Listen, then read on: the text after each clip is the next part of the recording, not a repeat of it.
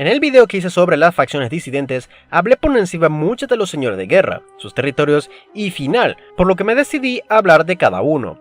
Ojo, debido a la gran cantidad de señores de guerra tanto leales como disidentes, solo hablaré de los 5 que se ven en este fanart que hace referencia a la partición de China, por lo que este video estará dividido obviamente, de manera indefinida, ya que en otros videos hablaré de los remanentes del canon y el remanente imperial de Legends de Palion, por lo que comencemos. Poco se sabe de la vida de Blitzer Harks antes de unirse al Imperio, pero antes de la batalla de Endor era una de las mentes militares más respetadas y con un futuro brillante en la Armada Imperial. Ya era un almirante de su propio destructor estelar llamado como el Torbellino, y junto a su flota defendía una zona del núcleo que llamaban como la Rebanada. Para cuando iniciaba la batalla de Endor participó debido al pedido de su amigo, el almirante Firmus Piet, que dirigía el superdestructor personal de Darth Vader. Harks era la punta de flecha en el ataque hacia los rebeldes. Sin embargo, durante el ataque, una de las consolas de mando explotó y un trozo de duro acero le apuñaló en su ojo izquierdo y dañando su cerebro. Incapacitado por el momento fue su segundo al mando, Bola Thoat, que al ver la batalla perdida, obedeció las órdenes de Palion en retirarse y agruparse en el sistema Anag. Después de milagro, Harks había regresado, pero ya era otra persona. No solo estaba tuerto y con la mitad de la cara derretida, sino que su personalidad cambió a una más cruel y megalómana. Era almirante, por lo que tuvo una larga discusión con Palion en la que en consecuencia retiró toda su flota del sistema y se retiró al núcleo galáctico. ¿Quién te conoce, papá? En cualquier situación esto hubiera causado un consejo de guerra, pero Harks era popular y brillante. Muchos lo siguieron, por lo que se apoderó de territorios y eso lo llamó como el Comando Cero, así convirtiéndose en el primer señor de la guerra, quien daría ejemplo a todos los demás. Se colocó un ojo droide sintético y debido a su valía, muchos amotinaron a sus respectivos capitanes y almirantes para unirse a él, siendo una de las víctimas el gran almirante Bach. Thoth sabía que Harks era cada vez más errático en sus luchas, tanto así que era Thoth a último momento que salvaba a Harks de una derrota. Cuando el renacido Sidious llamó a sus fuerzas, Harks accedió sin problemas, lo que dio más problemas, pues en su campaña muchas tropas y naves del Comando Cero se perdieron quedando con solo los restos en el núcleo profundo. En el 12, después de la batalla de Yavin, ya estaba con Natasha Dala y le ordenó atacar a Teradok, pero ella le traicionó y llama a los 13 señores de la guerra para que dejaran de luchar y se unieran en una causa común. Como sabemos, Dala y Palion mataron a todos los señores por no cooperar. ¿O es así? Verán, Harks de manera irónica ya había perdido las funciones cerebrales que le harían vulnerable al gas nervioso, por lo que fue el único que logró salvarse. Se fue en su nave TIE y se dio cuenta que Thoth también había sobrevivido. Sin embargo, vio que Thoth estaba en picada hacia un asteroide. Harks peleó, pero en el forcejeo, algo en su cerebro dañado se activó y se dio cuenta de la verdad. Bola Thoth había muerto hacía mucho tiempo en la misma batalla que lo dañó y se dio cuenta con horror que el admirado Blitzer Harks ahora era un hombre deforme y loco, por lo que hizo las paces consigo mismo y se estrelló en el asteroide. Sander del Vardus era mujeriego, antes y después de casarse con la heredera de la familia Tarkin en Eriadu. Tanto era así que se decía que cada mundo de la galaxia tenía una mujer esperándolo, pero ninguna como la trabajadora humanitaria llamada como Celedra Sin. Tanto se había enamorado que le pidió al gran Moff Ardus Kane que supervisara de manera exclusiva la ruta Rima, solo para siempre zarpar y atracar en Clagdor, el mundo de Celadra.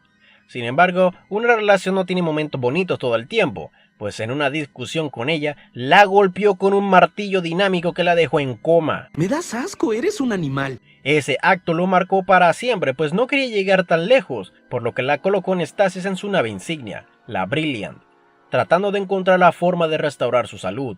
Cuando se enteró de la muerte del emperador y su obsesión persistente, hizo lo mismo que el resto de señores de la guerra y se separó del imperio reclamando los sistemas alrededor de Eriadu, creando la autoridad Eriadu. Se acuñó el título de general superior para rabia de generales más competentes bajo su mando, como Maximilian Bers, solo porque tenía una fuerza enorme de caminantes At-Ad. Sus principales conquistas eran mundos donde tenían avances médicos. Sin embargo, sus constantes roces con fuerzas de Prentiok y la Nueva República y su ataque a Coruscant hizo que perdiera el apoyo de las familias de Eriadu. Todos esos acontecimientos y la destrucción del crucero Talassa hizo que perdiera todos sus territorios en el borde exterior. Sin embargo, cuando Palpatine volvió, él prometió que ayudaría a darle los medios para sacar a su amada del coma, si le prometía completa lealtad nuevamente. Vaya, Si tuviera una moneda por cada vez que una marioneta acabó conmigo, tendría 2. Lo que no es mucho, pero es curioso que pasara 2 veces, ¿no? Él aceptó e invadió por segunda vez Coruscant, esta vez con éxito, junto a los otros señores de la guerra, pero cayeron nuevamente en luchas fratricidas en la que él mismo se involucró más por la Tata Palpatine que por mantener territorios. Sabía que la única forma de mantenerlos unidos era si había uno de ellos con el suficiente poder de fuego, por lo que se endeudó y construyó un superdestructor estelar que lo llamó como el Night Hammer o Martillo de la Noche. En el mismo colocó a su amada en una habitación personal, esterilizada y secreta. Sin embargo, la tragedia llegó. Del Bardu fue llamado para la reunificación y terminó muerto. Natasi Dala heredó su superdestructor y lo renombró como el Night Hammer o Martillo del Caballero. Pero en su campaña para destruir a los Jedi en Yavin, terminó fatal en la que el Martillo del Caballero se desintegró en el gigante gaseoso de Yavin, matando al amor de Del Bardus de manera colateral. Trauthen y Kosh Teradok eran hermanos de un año de diferencia, nacidos de una familia humilde en el mundo de Erkit. Se unieron a la Armada Imperial para cumplir sus sueños de aventura y gloria. Ambos eran débiles debido a sus orígenes humildes, por lo que apenas si pasaban las pruebas físicas, pero sobresalían en la teórica y su trabajo duro en la academia. Todo el esfuerzo que ambos hacían para compensar su falta de físico dio frutos, pues en su día de graduación ambos se les otorgó el rango de capitán y se les dio el mando del grupo de trabajo de destructores estelares Victory llamados como el Comando Carmesí, estando subordinados al en ese entonces alto almirante Sinch. Su flota de Victorys eran raras y eran un total de 100, pero eran viejas y pequeñas y lo más característico eran de color rojo, algo desgastados llegando al rosa. Para cualquiera esto hubiese sido algún signo de bochorno por tener navíos poco masculinos, por así decir, pero a los hermanos eso no les importó. Lo comandaron con honor hasta que Trauthen Teradok lo ascendieron primero como almirante, haciendo que estuviera al mando de toda la flota por encima de Kosh, y como sabrán, este prácticamente se lo restregó en la cara. Whee! Oh, here, Kyle, you want to play with it a little while? Oh, psych, you don't get to. Oh, check it out, cute. Kosh resistió hasta que le dieron su propio almirantazgo y se separó del comando y le dieron su propia destructora estelar imperial llamado como el Lancet, despreciando las naves viejas que tenía su hermano. This is brilliant, but I like this. Ninguno de los dos estaba presente cuando sucedió la batalla de Endor, pero ambos hicieron sus propios imperios. Kosh se dirigió al núcleo profundo, y Trauthen con lo que tuvo conquistó varios mundos alrededor del sector Maldrut, en la que prometió protección a todos los aristócratas que huían de la Nueva República, con más dinero, tropas y una flota estable, y así creó el Gran Maldrut, un imperio realmente grande que sabía que Kosh se mordería los labios de envidia. Por otro lado, Kosh no le fue para nada mal, estudiaba a sus rivales, se aliaba y luchaba de acuerdo a las mejores cartas que tenía. Tuvo muchos éxitos personales en la que derrotaba a otros señores de la guerra. Fueron tantos que se llenó de ego tan grande que se comparaba a los grandes unificadores de la antigüedad como Mandalore el I o el gran unificador de la antigua república. En el otro lado, Trauthen se llenó de tantas riquezas e influencias que engordó y mandaba a otros a hacer el trabajo sucio. Más que un señor de la guerra, parecía un pirata con espada y todo, gracias a sus libros de historia que compartía con su hermano y que le sirvió de inspiración. Su ego creció tanto que cuando descabezaron a Sinch, pretendió apoderarse de sus territorios donde recibió un golpe de realidad. Si bien derrotó a los imperiales y obtuvo más apoyo, las cosas le salieron mal cuando lo hizo contra la Nueva República. Tan mal le fue que tuvo que pedir ayuda a su hermano menor fundando la Unión Federada Teradok, uniendo sus feudos del núcleo y el borde medio. Los hermanos juntos otra vez tenían nuevas victorias, pero todo eso casi se destruye gracias a la coqueta y manipuladora Leonia Távira, que encendía su rivalidad mutua. Casi se arman hasta que Palpatine les convocó en Vis para hacer la guerra contra la Nueva República. Trauthen le fue fatal en la campaña, tanto así que Kosh le ordenó que trasladara lo que le quedaba del Comando Carmesí y regresara al núcleo profundo, mientras él trataba de preservar lo poco que le quedaba después de tan desastrosa campaña. En ese entonces tenían bajo su mando el vicealmirante Paleon como el jefe de sus navíos y prepararon su plan para acabar con Harks. Paleon, al igual que Dala, estaba harto de estas luchas fratricidas y traición a los hermanos en la reunificación imperial. Trauthen Teradok resultó una de las víctimas. Kosh no estaba ahí, pero la muerte de su hermano le afectó. Replanteándose la vida, se percató que su disputa con su hermano siempre fue una estupidez infantil por su sueño mutuo de tesoros y aventura. Devastado, pensaba ya tirar la toalla y jubilarse. La Nueva República se enteró y le ofreció un tesoro que resultó ser una bomba en la que Kosh Teradok fue de las víctimas, marcando el fin de los restos de la Unión Teradok. Singe era un hijo de un simple mecánico en el mundo de Fondor.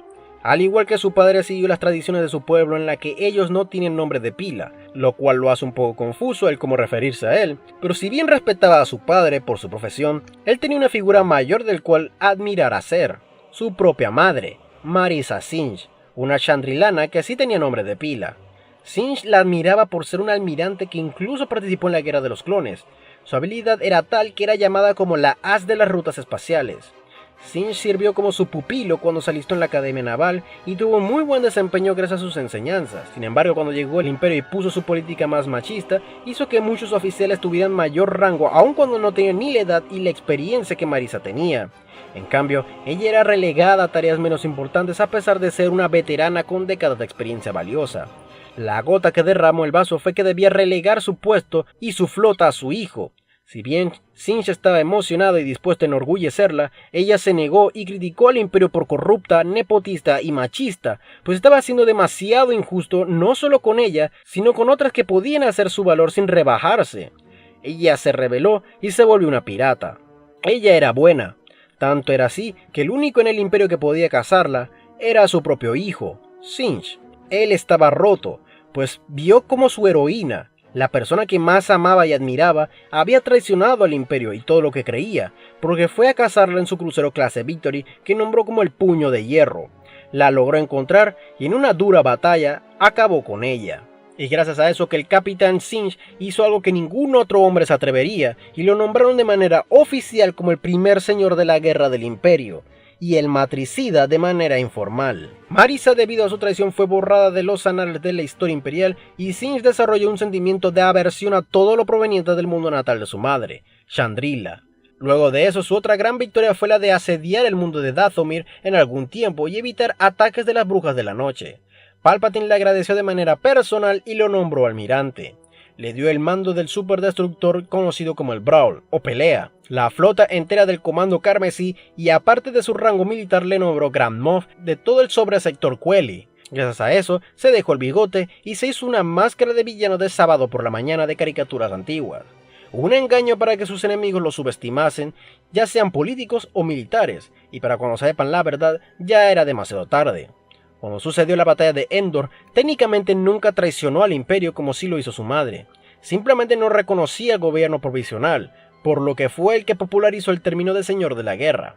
Consolidó sus dominios y conquistó vastas zonas de la galaxia alrededor y a expensas de los leales y la Nueva República. Creó vastos ejércitos como los Stormtrooper tipo Raptor y creó sus propios cazas TIE como los TIE Raptor, que eran un dolor de cabeza para tanto leales como la Nueva República. Sin embargo, aun con sus logros, el 8 después de la batalla de Yavin intentó conquistar Nueva Alderaan y atentar contra la canciller Mon Mothma, lo que dio respuesta a la Nueva República con el General Solo y el Escuadrón Raid. Tuvo reveses como la batalla de Segalis, que si bien fingió su muerte, tuvo que sacrificar uno de sus superdestructores, el Beso de la Navaja.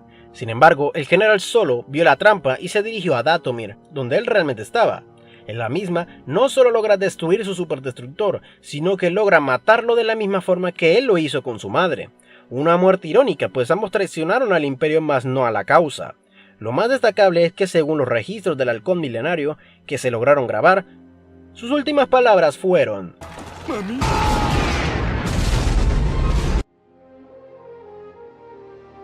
Ardus Kane nació en el borde exterior en el mundo de Sartinian, que lo cambiaron a Bastion décadas después. Era una colonia de humanos xenófoba con los aliens. Su padre, Bilardo Kane, le enseñó a tener ambición, a pesar de ser un simple comerciante un poco exitoso que anhelaba el prestigio y la influencia, y le inculcó que debía alcanzar la cima en la galaxia. Sin embargo, Ardus no era un ser malicioso, era realmente cooperativo y buscaba más el bien mayor que llenar su propio ego. Y si bien nació en un mundo xenófobo, él no odiaba tanto a los aliens, e hizo lo posible de aprender todo lo que su padre le enseñara. Ya en las épocas de la Antigua República alcanzaba escaños en la política aun cuando su padre fue asesinado por piratas por sorpresa. Si bien fue doloroso, no lo marcó tanto. Sin embargo, al final de la República vio como figura a seguir al propio emperador Palpatine y su nuevo orden, tanto así que se unió al Comnor, la Comisión para la Preservación del Nuevo Orden. Imagínenlo como el partido chistoso del Tercer Reich. Palpatine lo felicitó y lo ascendió a Moff del sector Braxan. Al mismo tiempo, Wilfun Tarkin moría y como tal el emperador le dio su puesto sin titubear y lo nombró Grand Moff del sobresector exterior. Para cualquiera este hubiese sido el rango soñado, pero para Kain le fue como un cubetazo de agua fría, pues él quería estar en el mundo del núcleo para estar junto al emperador y ganar poder político, por lo que se sintió estancado y avergonzado por no cumplir la palabra con su padre. Aunque tengamos en cuenta que su puesto no era nada malo, tenía varios escuadrones de destructores imperiales a su mando, como el Escuadrón Plaga o el propio superdestructor estelar el Reaper. Cuando Palpatine murió, Kain vio con sorpresa cómo todo se estaba derrumbando. Bloqueó todo su territorio y formó el alineamiento pentaestelar con varias empresas y gobiernos planetarios. Con la adición de varias fuerzas como el Gran Almirante Octavian Grant y el Alto Inquisidor Jerek, hizo que muchos de su gobierno lo vieran como un digno sucesor para no solo ser la cabeza del imperio como regente, sino como un nuevo emperador, cosa que él negaba hacer para consternación y decepción de muchos de sus allegados. Sin embargo, él sentía miedo, no miedo al poder en sí, sino que se dio cuenta de que sus aspiraciones de poder no eran suyas, sino la de su padre. Creó la alineación y se convirtió en el territorio disidente imperial más grande, duradero y poderoso con el tiempo, pero con todo ese poder nunca quiso ser emperador. Parecía que esperaba a alguien, una persona realmente digna para sentarse en el trono, y él sería el que lo coronaría. Mientras que el resto de los leales y disidentes se mataban o atacaban a la Nueva República, Kain se opuso fervientemente a eso. Tanto era así que se negó la oportunidad de su vida durante la batalla de Coruscant. Pudo enviar fuerzas al núcleo y no solo acabar con el ataque rebelde, sino legitimarse como el legítimo heredero, pero no lo hizo. Algo que le costaría caro cuando Thrawn regresó, pues muchos oficiales de la alineación que eran aliens se unieron a Thrawn sin problemas debido a sus brillantes tácticas y más que nada sus victorias. Suma el hecho que tenía sus propios problemas con una resistencia local conocida como las Lunas Rojas, que le daban dolores de cabeza frecuente. Su final fue cuando Palpatine renacido le convocó e incluso pensó que el desertor Gran Almirante Grant se volvería a unir a él, pero todo fue una trampa de la Nueva República en la que su lanzadera, con él, fueron destruidos. Sin embargo, a pesar de que su alineación quedó descabezada, siguió fuerte al punto que todo lo que construyó lo heredó el remanente imperial, y si bien no estuvo vivo, su imperio recibió al digno heredero que estaba esperando. En la siguiente parte hablaré de los otros señores de la guerra menores, por lo que, con todo lo dicho, mi trabajo de informar ha terminado, pero la de ustedes acaba de iniciar. Por favor, dar like, compartir y suscripción, pues eso me ayuda mucho. Y sin más que decir, me despido. Nos vemos.